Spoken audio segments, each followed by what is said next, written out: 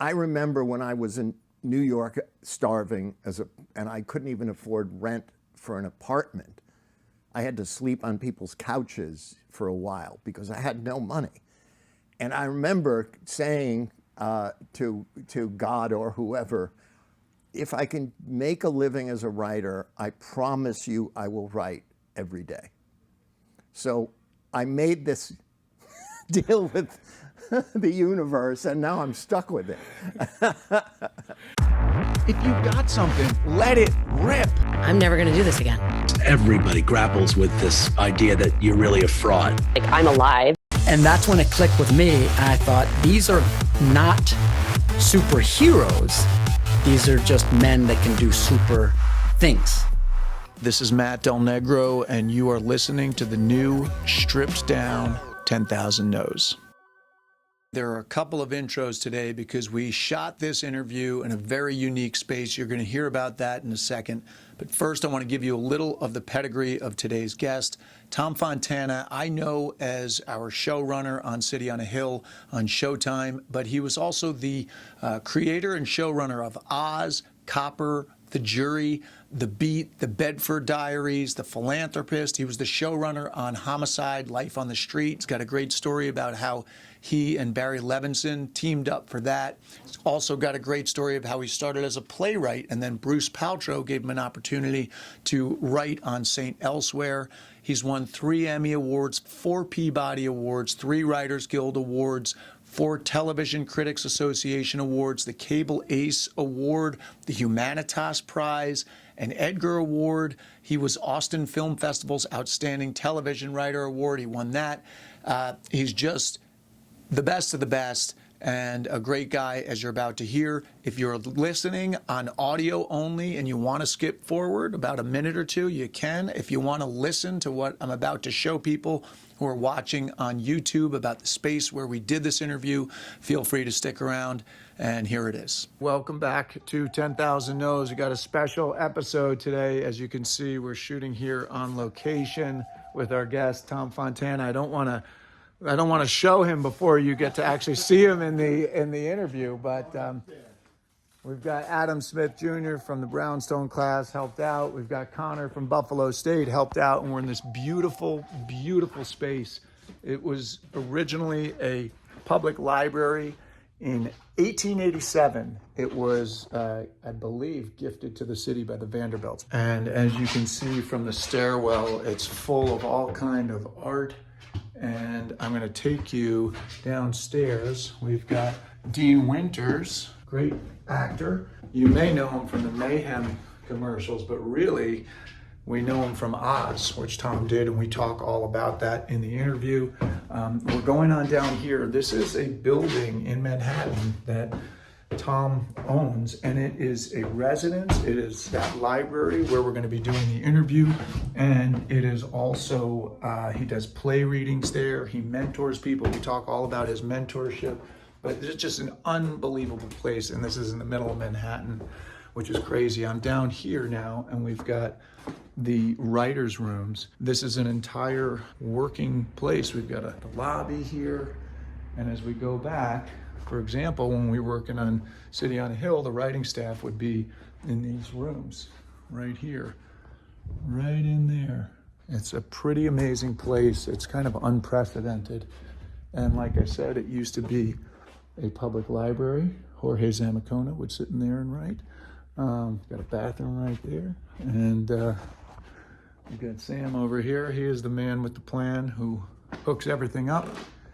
And we've got a big office there with an awesome ceiling. So you're really in for a treat. He's a great guy, a great artist. We really cover a lot of ground. So, Tom Fontana. What we do here is go back. You're super humble, so you feel like you're just, this is another guy who's really good at what he does, work together, knowing what you do. But then when you actually start to go online and look you up, the amount of things that the amount of awards that you've won, the amount of just material that you've put out there is insane, and it's actually intimidating. So I thought, Well, I've been doing this a lot longer than you have. yeah, you have, and you've been doing it well. But my thought was this: I was like, all right, we're not going to cover everything. And I thought, what do I think? What are some words that come to me when I think of you? And these are what I wrote down. Tell me if I'm way off. I said buffalo, blue collar, humble, tough, loyal, all caps, smart, prolific, kind, thoughtful, detail-oriented, although maybe not because apparently you don't know your schedule. Detail-oriented, service, and then I have questions. I said faith, question mark, Catholicism, question mark. You know, I know Catholic school upbringing. I came across something, you have a sister who's a nun. Yes, I do. You've made shows that revolve around religion, so you know that was something. But what I want to do is kind of, knowing the guy that you are, in my experience, I'm curious about where you came from. Like growing up in Buffalo, how early on did you know this was something for you? Was it out of nowhere? Did you see this massive success when you were a kid? You know? I grew up in a Sicilian Polish family. My father was half Polish, half Sicilian. My mother was all Sicilian. First generation. We lived above my grandmother's bar on Niagara Street in the great city of Buffalo. And like a lot of families in the 50s, my parents wanted us to rise. And they both worked in my grandmother's bar, but then they both quit and they each got a job. My father became a salesman and a beer salesman, and my mother worked in a doctor's office.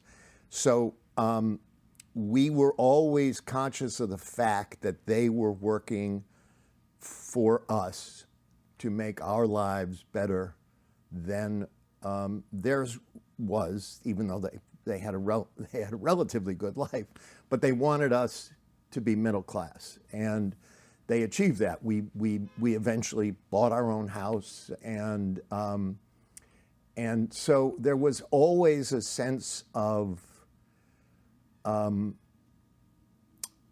responsibility and love and understanding of what money meant. They were both Depression era babies.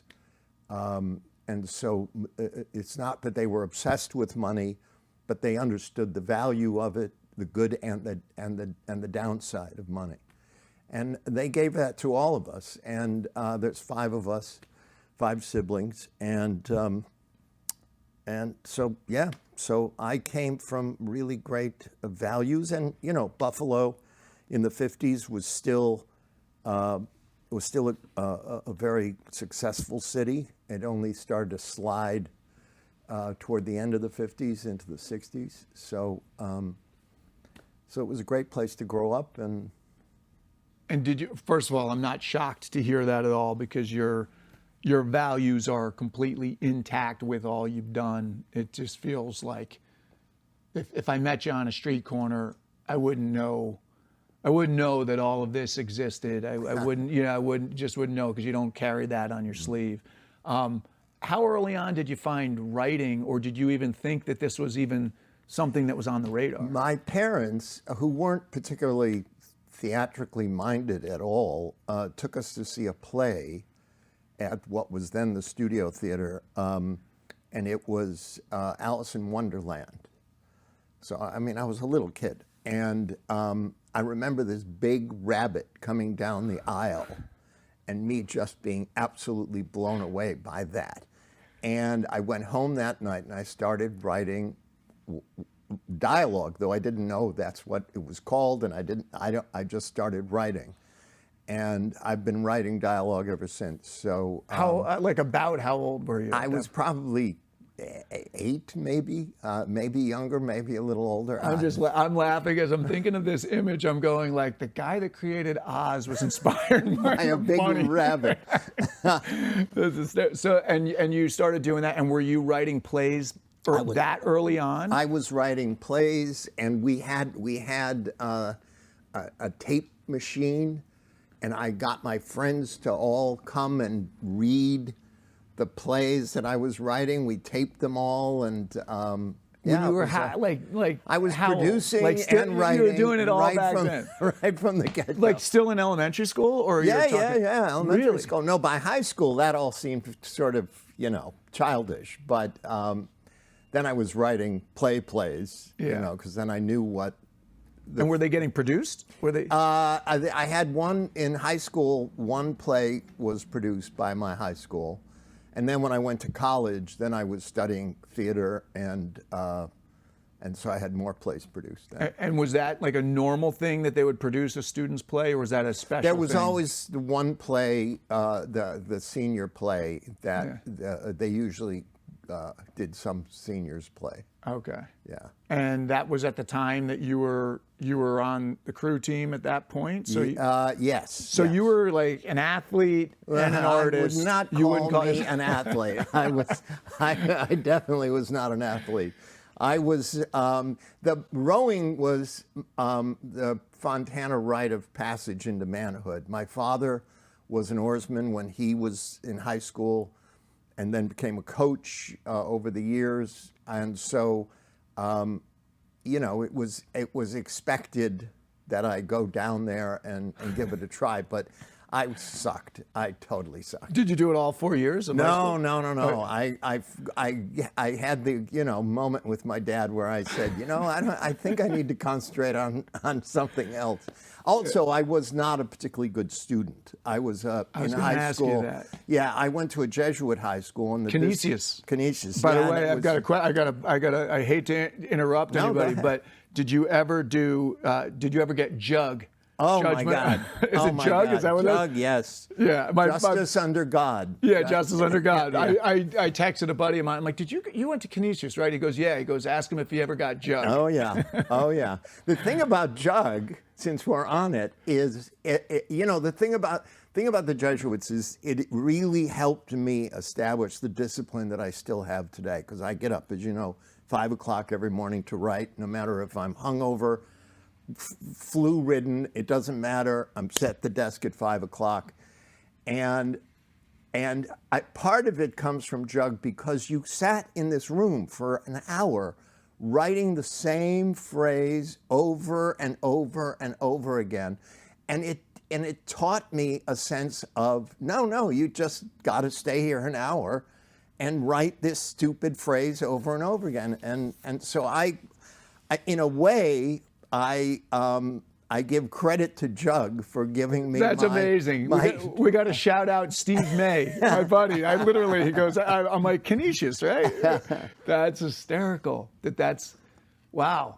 So, well, we'll get to the writing process in a second. So you go, we'll get there. But so you're there. You already pretty much know this is it. I cut you off. You started to say you weren't a good student. I wasn't a good student. So I was good in English and in geography. I was terrible at math and the sciences. So I had to really work hard I did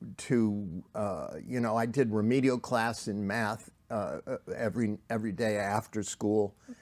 Because I couldn't get it in my head. And same thing with languages. I took French. Really, with languages, I'm surprised. Yeah, actually. No. My brother Charlie knows like 3 languages besides English, and which I barely know. And anyway, so the standard was so high because it was a Jesuit school, and there were so many bright people there, and I was. You used to get the report card, and in the corner was your ranking, and there were 100 students in my class, and I was always 99th, always. I mean, and I kept hoping that the kid who was 100 wouldn't leave, so I wouldn't be last.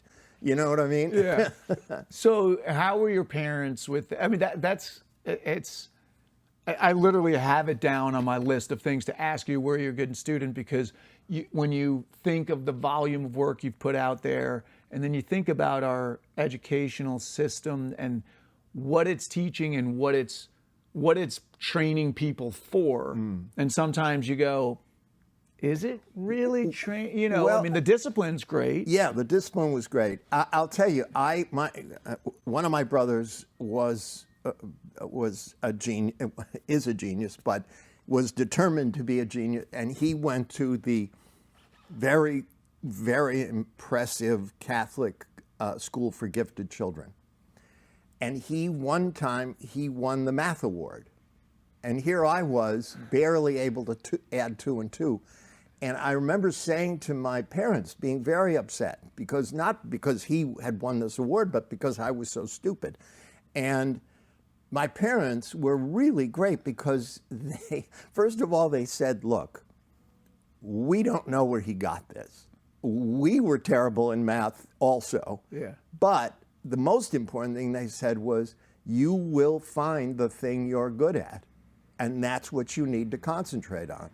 And so you're not in competition with him to get a math award. You're not in competition with him at all. You just have to be the person that you are and have the talent that you find you have. So it was a great relief and a great gift that they gave me. Yeah, that's really special. Yeah. I mean, and also, I feel like in that time to have parents that were that's a very evolved parenting. Yeah. But I guess it's because they were so shocked by my brother. Yeah. He was the black sheep. Yeah, he was the black sheep. Yeah. They expected, the rest of us were all pretty stupid, I have to admit. I wasn't the only stupid sibling. Obviously not. Actually, that's a good question, though. So, because I have a lot of friends in this business that are very successful that had trouble in school. And there's this interesting kind of part of it is it's like it creates a low self-esteem in one area, but it also creates a chip on the shoulder and a hunger and a drive. Yeah. Did you find that? Like, did you care enough about that you felt like it drove you in the area that you were gifted in? Yeah, I wanted to be not better than everybody else. I wanted to be as good as I could be. And that's, in a way, that's a very Catholic thing, to want the need to be perfect. You know, we're never going to achieve it. None of us can possibly achieve it, but the striving for perfection in one's work. You know, I'm not much of a Bible quoter, but there is that phrase, we're not called to be successful, we are called to be faithful. And that's what I've always felt, that as long as I was faithful to the truth and to my writing and my friends and the people I love, then success would come or not come, and you know, fortunately it did. Yeah. I've been kind of like delving, and we don't have to go on a whole tangent of this, but kind of delved back into Catholicism more in the recent couple of years, and it's one of the things, this guy that I've been listening to who talks about, like, every story from the Bible is really, we are fallen. We're all flawed. We're all broken. We're all, like, in all of the stories, you think you're going to read the Bible and it's going to be these people that are perfect. It's like, no, it's the opposite. Right. You know, and it's striving in spite of that, or maybe because of that. Yeah. So you get to, well, so how deep is that Catholic faith? Are you practicing? No, I'm a half-assed Catholic. Yeah. Let me put it this way. I consider myself a Catholic, but I don't really pay much attention to the rules. Like, I haven't done my Easter duty in about 25 years. But the teachings of Christ seem really, really pertinent to me, in the same way that I also, I read Buddha, and you want to know what all the great minds, when it comes to spirituality. I guess that's the thing. I don't consider myself religious. I consider myself spiritual, or trying to be spiritual. Yeah. Yeah. Well, you live, I know, like, just I'm going to I'm going to butcher it, but stockings with care. You know, that's what Stockings. right? Well, now it's called Projects with Care because we do way too You do many. more things. Yeah, but it feels like it's baked into the fabric of your life to give back. Whether it's that where you're, supplying people that don't have the funds, or, I just recently have been watching you with The Wrong Road, the film at Buffalo State. Yep. And seeing you mentor people, or just this entire building that we're sitting in. It's like, it feels like you've created a microcosm of giving back, and it's a self-sustaining kind of, see, here I am with my, I'm giving you the Italian gestures. But it feels like you've created this environment where people are encouraged, and where you are pushing yourself to take your craft and hand it down to people, the next generation down. Well, I'll tell you, I mean, that is, I've been blessed in the course of my life to have really great mentors. There was a swimming coach at Canisius who had a major influence on my life because he taught me how not to be afraid, especially in terms of the water, but in a larger sense. Not being afraid of the water became not being afraid of life, of taking risks, of saying, okay, as long as I maintain a kind of control of what I'm doing, then I won't drown, and then in college, I had a professor, Warren Enters, who taught me about really what playwriting was. And then Bruce Paltrow was, an enormous influence on my life. And I said to him one time, because he really took me out of poverty and gave me a career and a life. And I remember saying to him once, well, Bruce, how can I ever repay you? And he goes, you can't. You'll never, ever be able to repay me.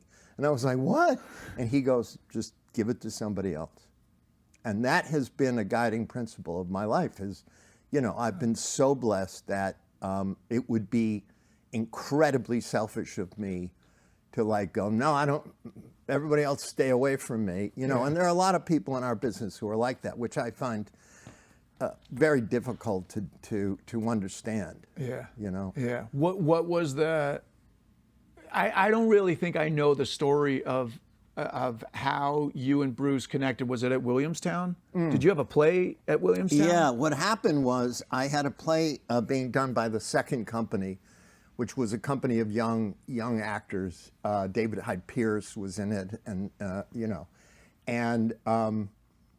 it was done in repertory throughout the whole summer. There were like 4 or 5 plays done, and Blythe Danner, Bruce's wife, and brought the 2 kids, little Gwynnie and little Jake, and to the opening night of the play, and they loved it. It was a fun little play, but it wasn't Shakespeare, and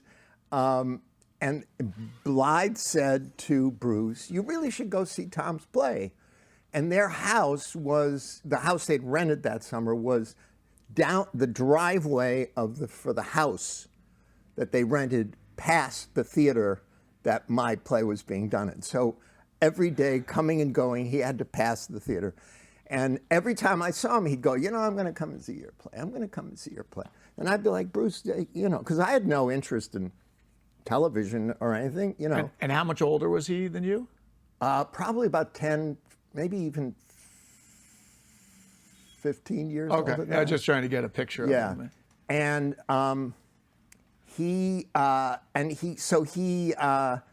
so the whole summer goes by and he doesn't see the play. He was only really there to be with his wife and his children and play tennis.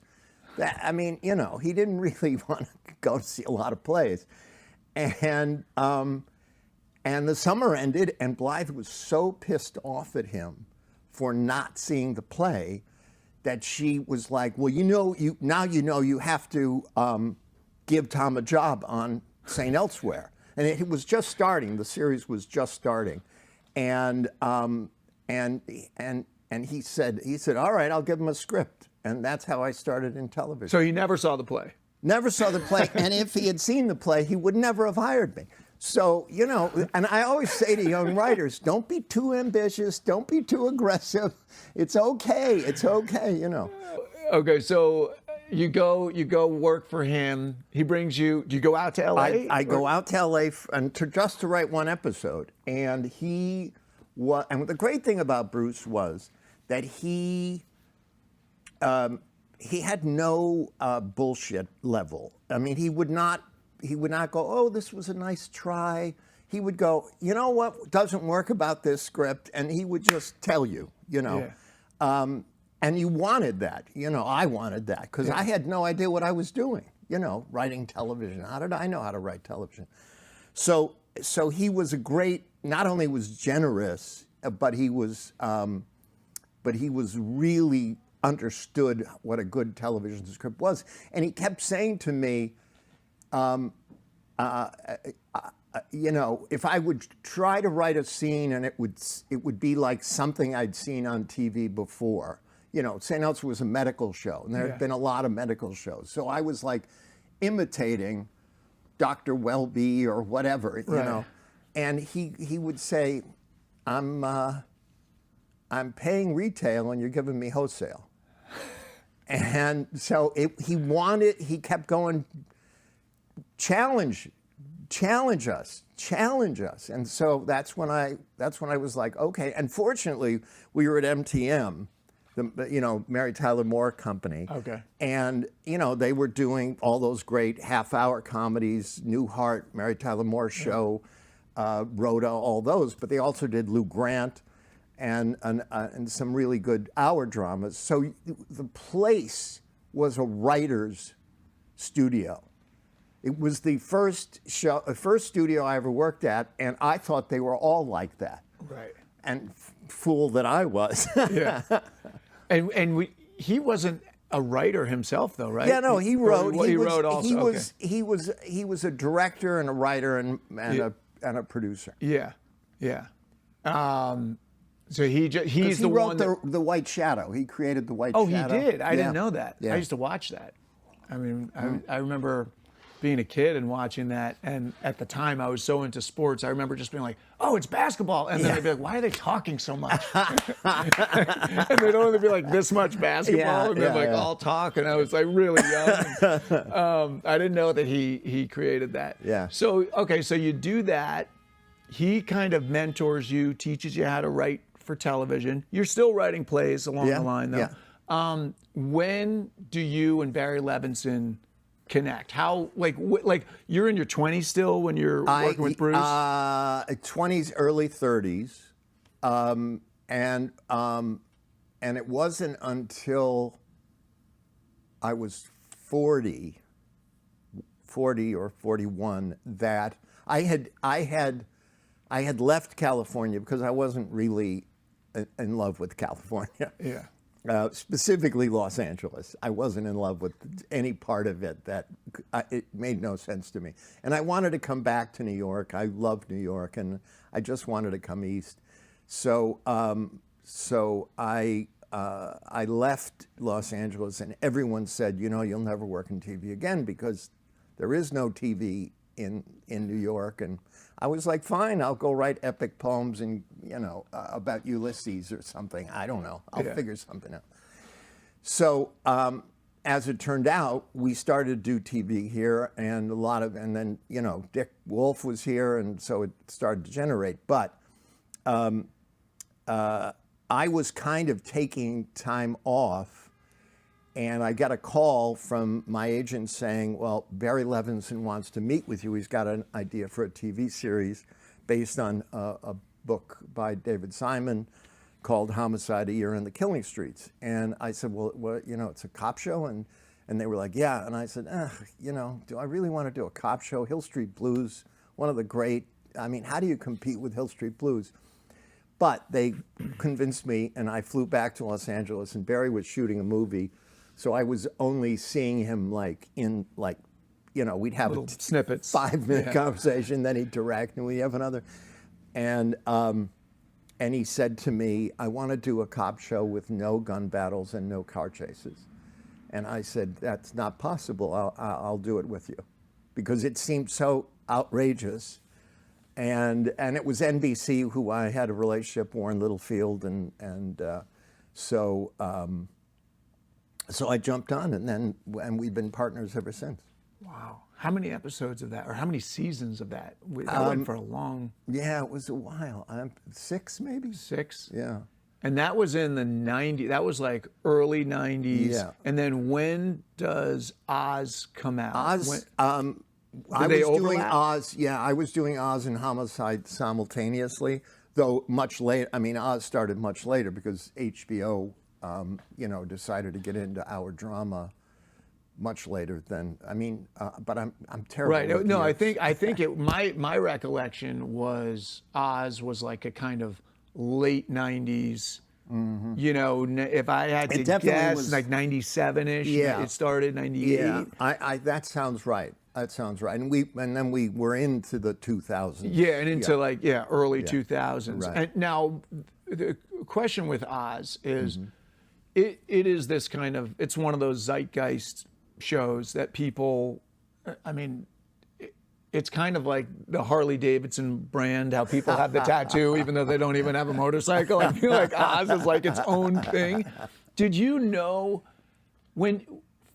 I'm curious, like, where the idea came from, where that style of like right into the camera, how that came about, and also, did you know, or did anybody know when shooting the pilot, have an idea of what that was to become?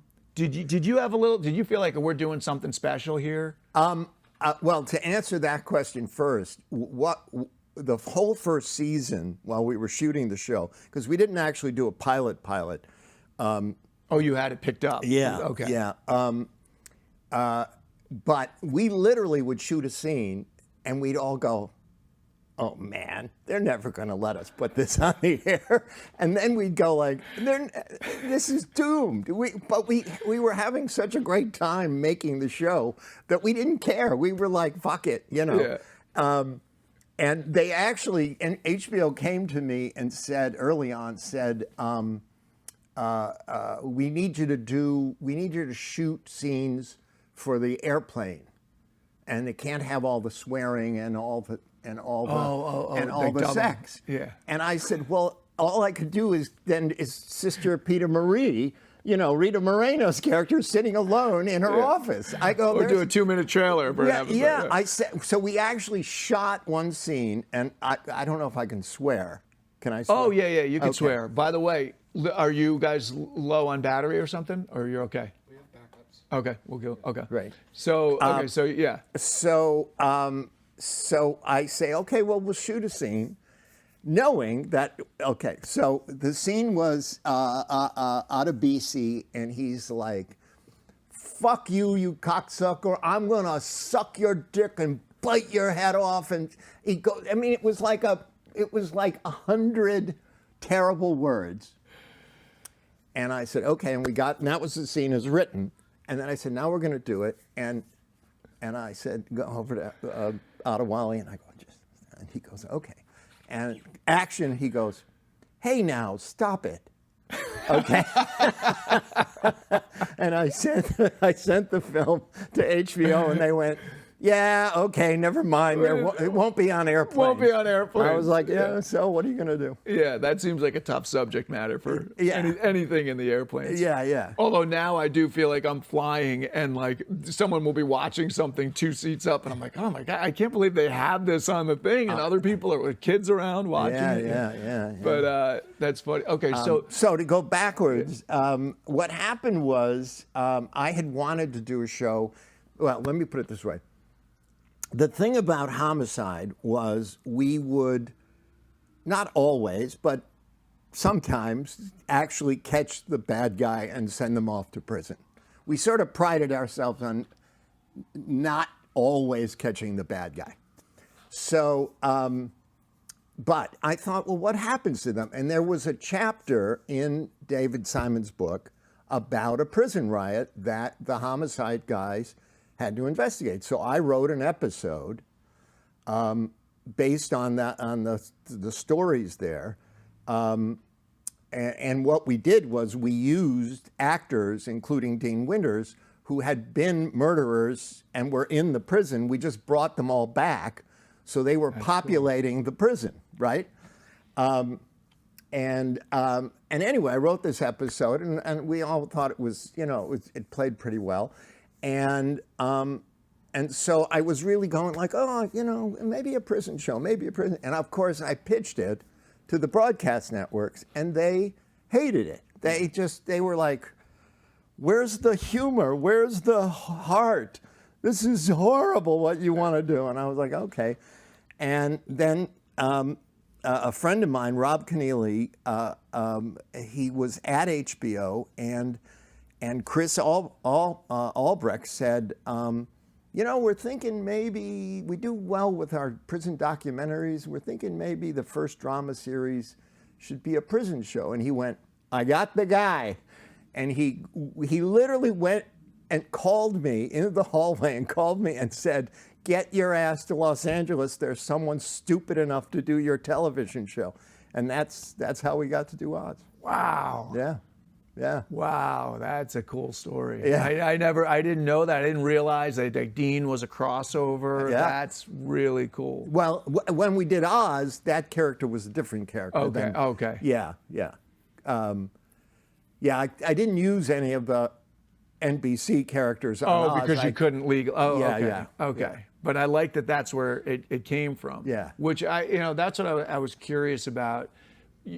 We're for people that are listening on to Apple Podcasts, they're not going to see this incredible room that we're in this building with all these books, but there are a lot of books. If you're not watching this on YouTube, there are a lot of books. So you've done a lot of things that have the historical, the Borgias. I just watched the pilot of Monsieur Spade, which is like watching a film. I mean, it opens and you're like, I feel like I'm watching a movie here. Like this is incredible. Well, that's Scott Frank. He's so talented. He's so good. But it's beautiful. And I'm wondering, when you create new shows, do you tend to go from the inside out or the outside in? Meaning, do you have something that you want to express and then you find a scenario that would be a good place to play out those inners, or do you want to go to a time period? Well, I'll tell you, what happens is that something will come into my consciousness, either from the outside or the inside, and that makes me go, and I want to figure out what the is. So I start to, something that makes you just kind of like, whoa, what is that? And then I need to like try to define it, and so that's where most of the work that I've done comes from. Is this like, what was that? What could that have been? When it comes to like Borgia, it was like, well, how did they live to end up with these reputations? Because when I started thinking about Borgia, it was in the midst of sort of the, let's blame John Kerry. Let's say he was never a good soldier. You know what I mean? That's where really the whole misinformation. And I thought, well, then if it's true of John Kerry, then could it could be true of Cesare Borgia. I don't know. So but each show comes from a kind of like, there's a question I need to get the answer to. It's not that I ever have the answer, and I don't actually like to preach anything. I don't like to say, well, this is what you should think. What I like to say is, here's a question I have, here's a thought I have. What do you think, about this? With Oz, part of it was because Attica happened when I was a teenager. The prisoners were faceless. You know what I mean? Yeah. Oh yeah, they went to prison. Yeah, they weren't human. Not that they weren't human, but they weren't. They didn't have faces. They weren't. They weren't. And so part of what Oz was for me was to say to people, well, I'm not saying they're not supposed to be in prison. What I'm saying is, what are we doing once we get them to prison? What are we, what happens to them when they're in prison? Is that a humane thing to be doing to people? Yeah. So you're just cracking open a bunch of questions for everybody to ponder, and to be confronted with. Yeah. I love that. I love that answer. With all of the work that you've done, and this might dovetail in with your process, your kind of the 5 a.m. process. And so maybe that's, and also getting these ideas, having them hit you and zing, and then those go into the work. Do you ever have like an internal battle of that you've done so much, but there's so much time devoted to work that your life suffers from it? It's just a theme on 10,000 No's is kind of, people, what are the downsides? What's the underbelly? And is there any of that, like with the work-life balance? You seem, from the outside, you seem to have like thriving friendships, you have a lot of work. It doesn't seem that way, but is that something, if you were kind of... Well, I would say that over the course of my life and career, I have learned how to live a full life. I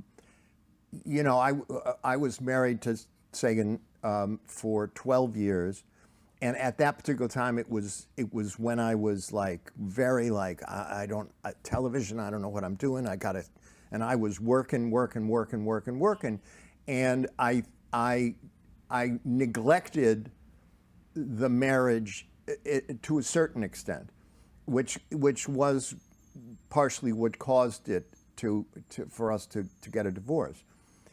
And what I also came to understand was that both of us needed to be alone in order to find that person that we were supposed to become. And that's when we got remarried. It was kind of absolutely amazing because we were both ready to be the person that should have been married to the other person all this time. So if that makes any sense. Yeah, that's an amazing story. And I'm glad you brought it up because you see that you were married and then you got remarried, and I didn't know if I could go there and ask, but I thank you for sharing it. And it's kind of a beautiful love story. It is. I mean, what's funny is that, this is her wedding ring.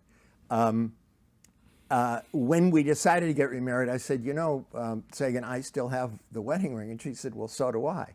And so we were both kind of laughing at the idea that, not that neither of us ever thought we'd get married again when we got divorced, but the idea that we were both, it was sort of in the back of our minds, I guess. Did you still remain semi-close throughout the separation? Yeah. There was a period when we didn't not talk, but then more and more, I think the older we got, the more we would go on vacation together, or we would spend Christmas, it started to feel more, that really was, it was really when I said, we should get remarried because we're acting like a family, so. I'm very sorry for your loss. It was the most difficult thing I've ever had to go through. I thought losing my parents would be the most difficult thing, but losing her was. But on the upside, if that makes any sense, the last 2 years of her life were the best 2 years of my life because we laughed all the time. When you know something is coming to an end, all the bullshit and everything goes away, and it's just, let's just love each other and enjoy each other, because we know that we're on a ticking clock, you know. Yeah. So it was quite, I mean, it's odd to say the last 2 years of her life were the best 2 years of my life, but they really were, because they were joyous. Yeah. You know. Yeah. That's a pretty amazing story. Yeah. I mean, that would be, you know, I don't know if it's too personal to write, but that's way too personal to write. Yeah. So there was that kind of. Yeah, early on there was a kind of overworking, too much working, almost addicted to the business yeah, of it, very yeah, definitely. The art, yeah. But that's what I'm saying. I needed to teach myself how much work to do, you know, and just to go back a million years, I remember when I was in New York starving and I couldn't even afford rent for an apartment. I had to sleep on people's couches for a while because I had no money. And I remember saying to God or whoever, if I can make a living as a writer, I promise you I will write every day. So I made this deal with the universe, and now I'm stuck with it. Well, here's people like to say work-life balance, but do you think, if you're talking to a young writer, part of the thing is, part of your massive success is the sacrifices that you made, is that devotion to the work, and is that kind of the, you know, it's like I always find it's easy when a lot of people, when they get to a certain point, they go, yeah, you got to find the balance, and you're like, yeah, but you wouldn't be here had you had the balance. That's then. right. You That's went, right. you know, you went ballistic for 20 years. Now you're in a position to say that, but Yeah. what are your thoughts on that? Well, I mean, was it your work ethic that put you ahead of? Yes, Yeah. I would definitely say. Paltrow used to say, if you drop dead today, I will prop you up at the desk, put a pen in your hand, and I'll get more writing out of you than any of the other writers on the staff, because I was so like generating pages. So I would say, well, here, let me put it a different way, which is, I think any of us who want to do this, whether it's writing, acting, directing, I think you need to understand how important it is in reference to your overall life. So that if you say to yourself, okay, I want to do this and I'm going to commit myself to it, then you take the risk of putting too much energy and time into it. But you kind of have to figure that out as you know, you start in a place, and as you're going along, you have to say, is this enough? You know what I mean? You can't just blindly say, you have to. I mean, all of us, because of what we do, have to be aware of ourselves. Yeah. In order to be good at what we do, you have to be in touch with all the emotions and all the thoughts and all the confusions and all the joys. And so I think it's important to make a commitment and then constantly question Reassess. it. Yeah, and course correct as you go, which is what Exactly. you did when you got back together. That's right. You decided. Well, at that point. and by that point, I had gotten to a point where I said, I know how important the work is to me, and I know how important life is to me outside of work. And so I now know the balance of how to do that.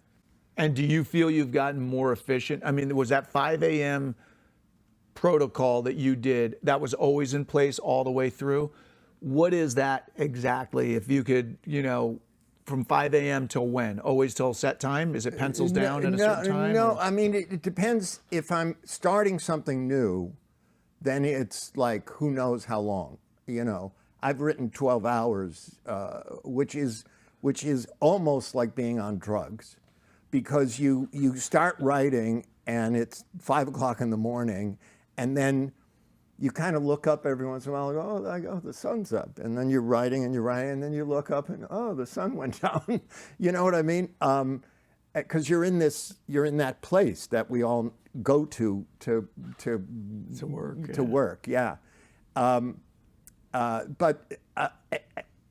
I think I love the feeling of writing. I know a lot of writers, and this isn't a criticism of them, but I know they avoid it as much as they possibly can. I cannot wait. I wake up in the morning, I want to get to that desk. I want to start writing. This is because once I finish writing, I have done the most important thing I'm going to do that day. So nothing can fuck me up after that. Yeah. You know what I mean? Because I've already done the thing I was supposed to do. So you want to, run over me with a truck? Fine. I already wrote. So it gives me, and again, I'm not even saying everybody should get up at 5 o'clock and write. You have to find a time to write every day so that your mind and your soul are anchored there. But for me, getting up at 5 and finishing when I finish is I'm like, okay, I'm ready for the rest of the world. Bring on all the crap you want to bring. I'm fine. Yeah. Yeah.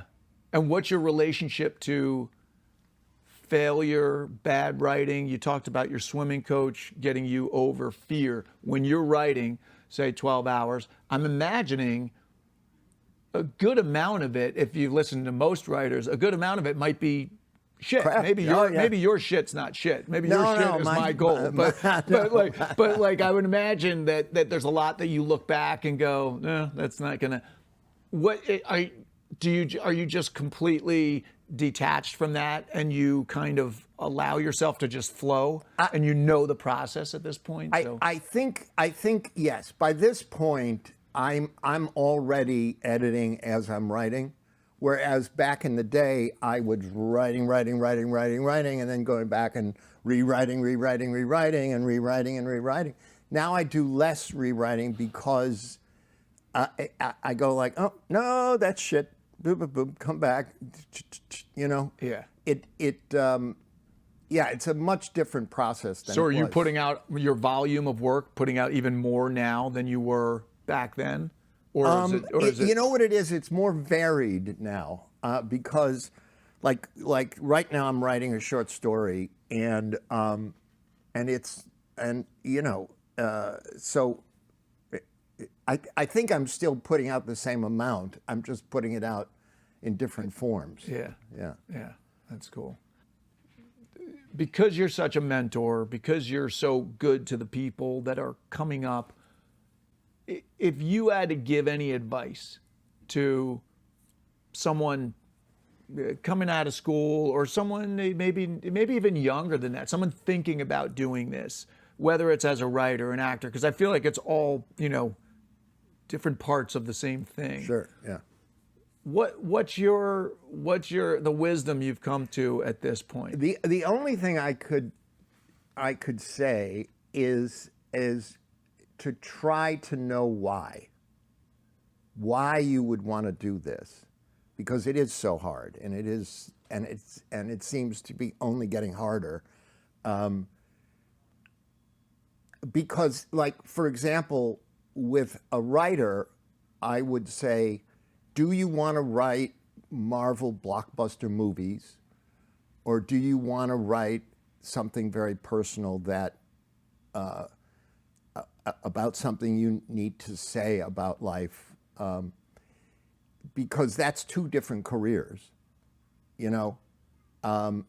So I think you need to know why. I'm not condemning Marvel movies or the people who write them, though AI will soon be writing them all anyway. But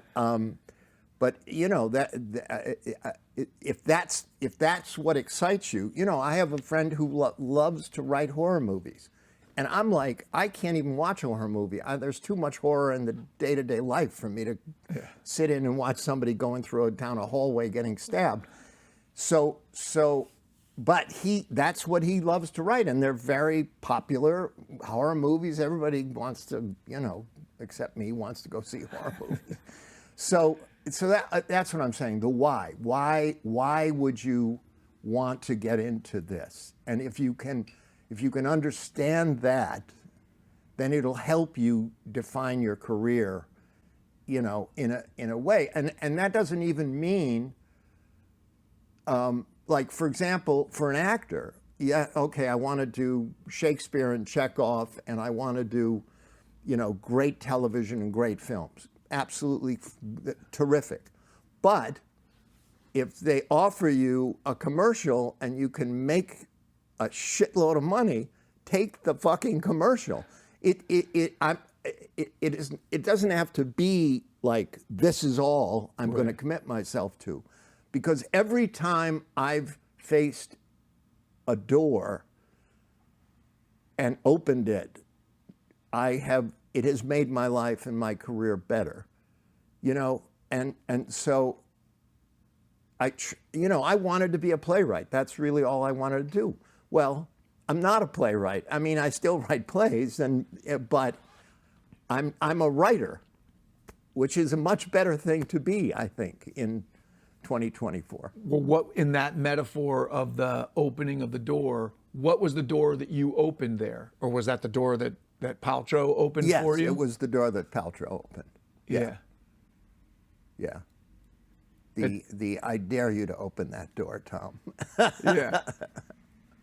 Very full circle, because that advice kind of comes back to what you said in the beginning when we sat down, and I said, when did you how early did this start? And you talked about your brother and your parents saying, find the thing that you do and then go do that. Yeah. It's kind of like you're giving the same advice. Absolutely. You're basically saying, Which only love? Prove I don't have an original thought in my head. That's the best way to end the interview. That's the headline. Tom Fontana does not have an original thought in his head.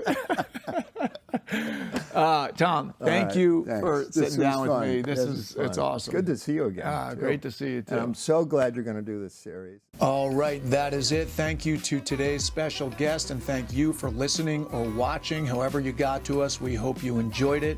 If you dug this conversation, you want to come back week to week and listen to our mini episodes that are ripped from our Insiders Acting Community Zooms. And if you dig them, you want to join the community yourself, go to 10,000nos.com to learn how. In the meantime, remember that failure is just opportunity in disguise. You can flip the script and make your setbacks serve you. We'll see you next time.